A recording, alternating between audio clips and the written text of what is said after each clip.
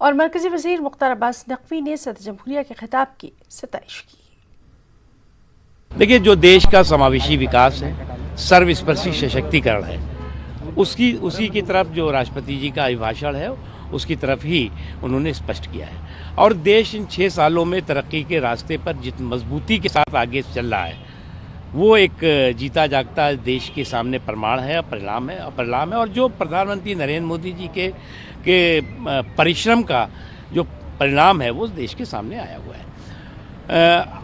कुछ साजिश के सियासी सूरमाओं के जो है वो चेहरे बेनकाब हुए हैं, जो लोग कि आज जो है वो देश के लोकतांत्रिक ढांचे को, देश की तरक्की को नुकसान पहुंचाने की कोशिश करते हैं। उनको एक बात अच्छी तरह समझना चाहिए कि तरक्की का तूफान साजिशों के उफान से कभी भी रोका नहीं जा सकता।